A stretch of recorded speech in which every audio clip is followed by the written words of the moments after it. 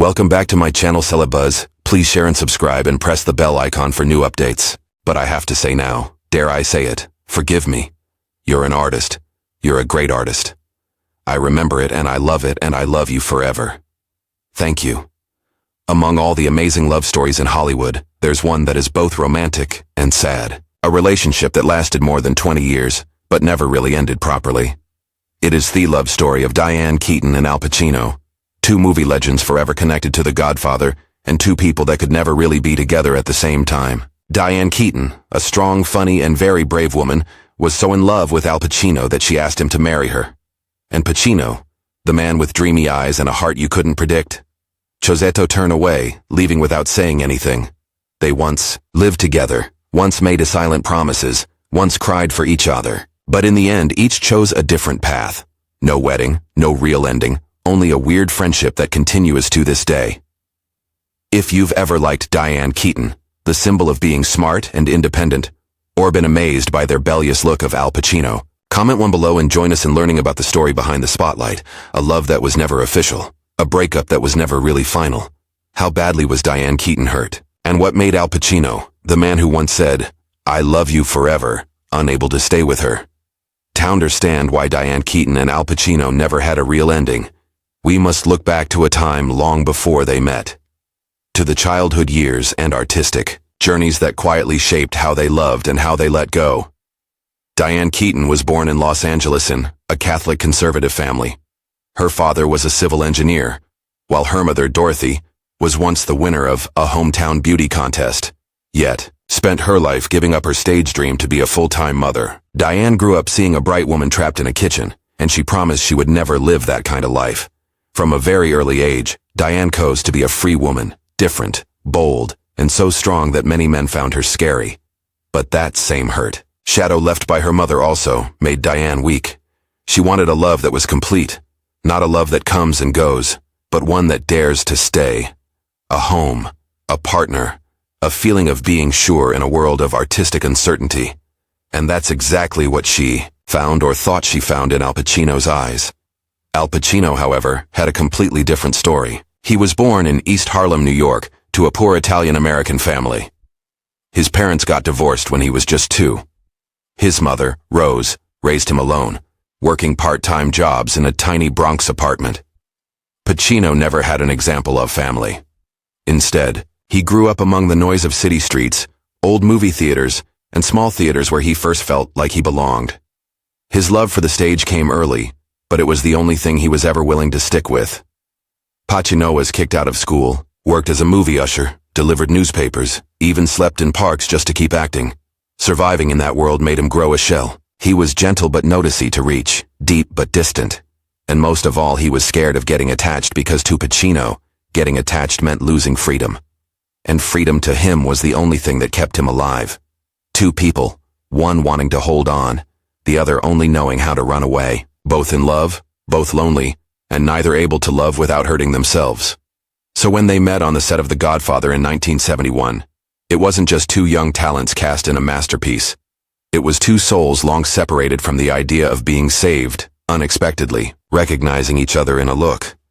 But fate sometimes gives people hope only to break them with it. I remember he was talking about how they wanted to fire Pacino and they wanted him out.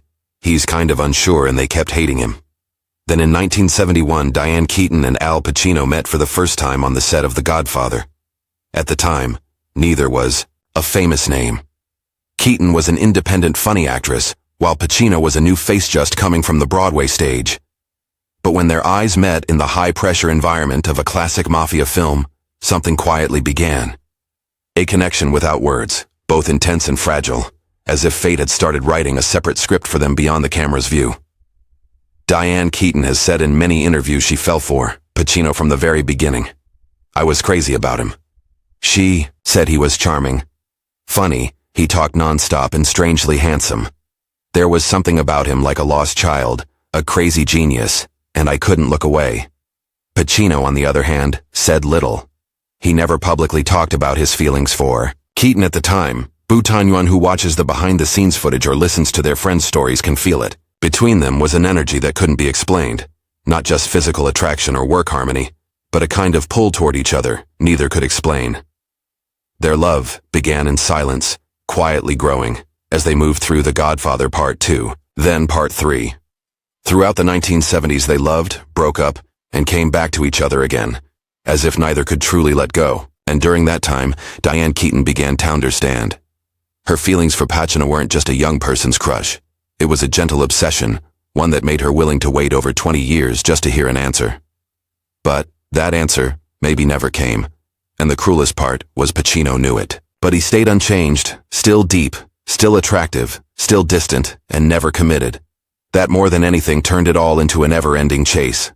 With Diane always being the one doing the chasing, the relationship between Diane Keaton and Al Pacino wasn't like any other Hollywood romance. It didn't explode into public view. There were no loving red carpet photos, no official engagement announcements. Yet, it lasted over 2 decades, quietly and messily like a song with no final note, playing then fading, only to start again. After their first work together on The Godfather, they began dating in secret. During their off periods, Keaton had other relationships. She lived with Woody Allen, then dated Warren Beatty and even Mel Gibson. But Pacino was the name she could never erase from her heart. Cianci said, "The Godfathers, all 3 of them, were about one thing, Al." It was as simple as that. Meanwhile, Al Pacino continued his pattern of avoiding commitment. His relationships, including the one with Diane, were always broken up. They broke up many times, then got back together, each time thinking it would be the last. People in the industry often said only Keaton had the patience to stay, gentle enough to calm Pacino when he was tense, wise enough not to pressure him, and loving enough to wait for something she knew might never come. The turning point came in the late 1980s when they were in Rome filming The Godfather Part 3. They stayed in the same villa, and everyone around believed Pacino would finally propose that after all those years, he would hold on to Keaton for good. But reality took a different turn. Diana gave him an ultimatum, either marriage or the end. Al Pacino didn't choose her. The story didn't end with a big fight, but with a scary silence. Diane fell into depression, sitting in therapy as she learned her father had a brain tumor, while Pacino quietly walked away, never looking back. When asked about that moment, she simply said, "I kept asking things of him. I wanted more. I wanted him to love me the way I loved him." And that was the tragedy. To love too much is sometimes enough to make someone walk away.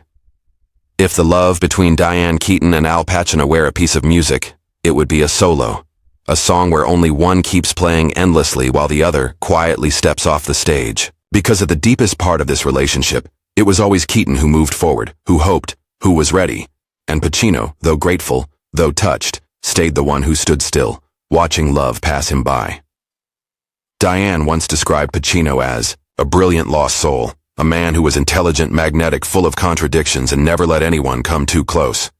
She called him gorgeous, a genius fool, and the most beautiful face I've ever known. But none of those words were enough to hold on to a heart that was never ready to be tied down. Pacino didn't marry, not because he didn't love, but because he didn't believe in an ending that could make him stay. In a later interview, Diane admitted, "I always picked the wrong guys. I needed as much as they needed me, and that's never a recipe for a lasting relationship." She recognized she didn't have the caring instinct, wasn't stable enough to be an ideal life partner. But what she didn't admit was that it was her loving too much that caused the deepest wounds. And Pacino, he never married anyone. He had 4 children with 3 different women, but never put a ring on anyone's finger. Friends said Pacino was scared of losing his freedom, that he was haunted by the thought that marriage would ruin something beautiful. And perhaps he also knew he couldn't love someone enough to commit, or couldn't love someone in a way that was normal. In that 20-year relationship, Diane Keaton never managed to hold on to the man she loved, and Pacino never held on to a woman's heart long enough to build anything lasting. They both lost, but in different ways. And in the end, when love ended with a refusal, the one who stayed behind carried everything. Diane brought that wound into her roles. Women who were independent, funny, free, but always carrying a quiet loneliness. Al Pacino brought that emptiness onto big stages, and even now in his 80s, he still doesn't truly belong to anyone. The love story between Diane Keaton and Al Pacino ended without a third party, without scandal, and without divorce papers. Just one person stepping back out of fear of commitment, and the other finally choosing to let go. But when the lights dimmed and the applause faded, the real question remained. Which of them lived more fully after it all? After her final breakup with Pacino, Diane Keaton never dated publicly again. She's lived single for over 35 years, adopting 2 children, a girl and a boy, well into her 50s. In one interview she said, "No one ever asked me to marry them. Maybe they realized I'm not the easiest person to live with." And yet, she's also the one who stated firmly, "I'm really glad I didn't get married. I don't think it would have been right for me." Without a man by her side, Diane Keaton still became one of Hollywood's most successful women. An Oscar winner, Golden Globe winner, honored by the American Film Institute, AFI. She became a symbol of mature beauty, sharp intelligence, and unmistakable personality.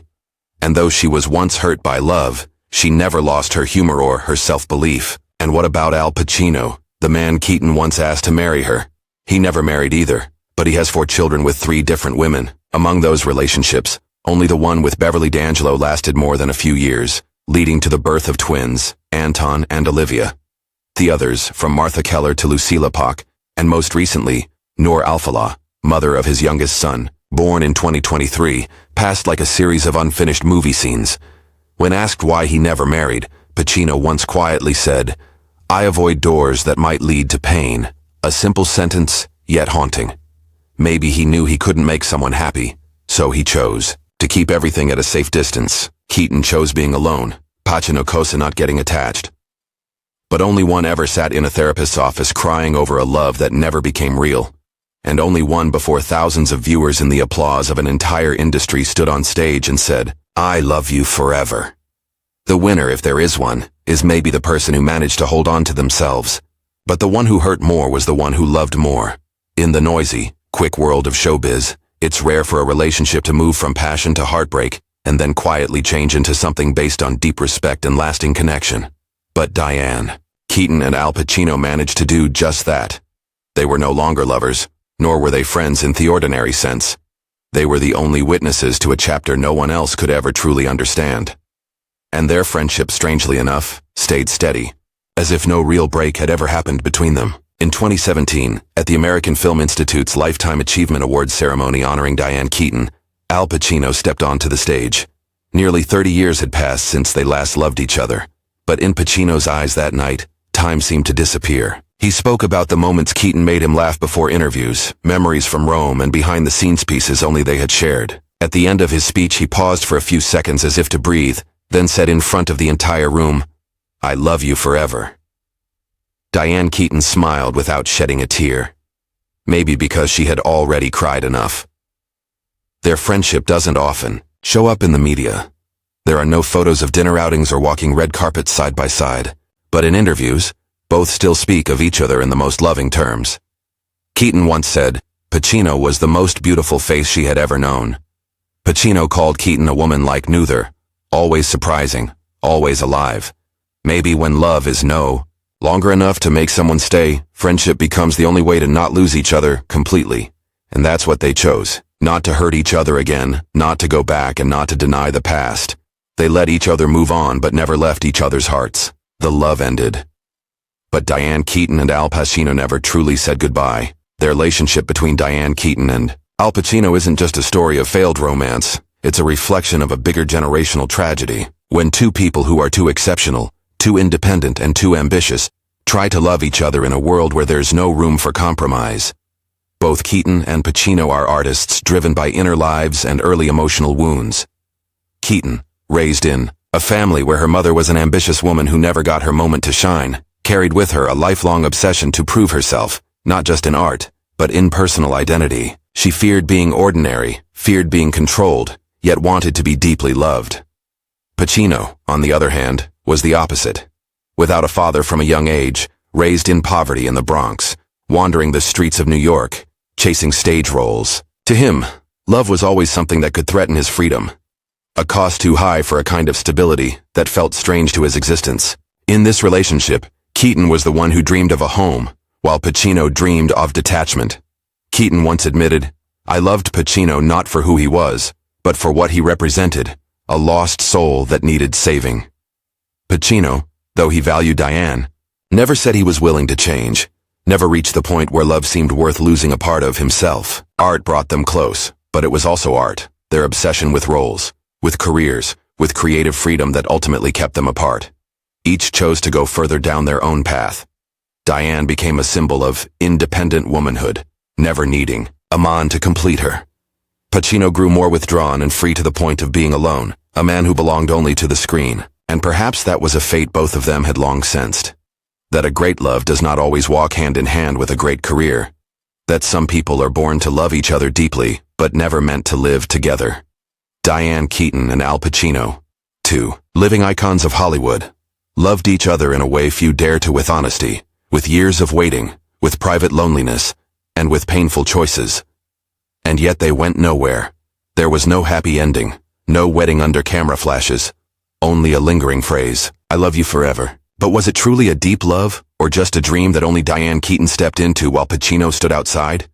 If you love someone enough to ask them to marry you, and they walk away without a word, would you call that love or a mistake? And if more than 20 years later that person still speaks of you with teary eyes, was it all real or just regret?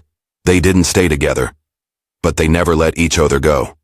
No one ever replaced Diane Keaton in Al Pacino's heart, and no one has ever made Diane Keaton talk as much in interviews, even though she's lived single for more than half her life. Some loves don't need titles, some endings don't need weddings, but there are also pains that have no name because they never truly ended and perhaps never fully began.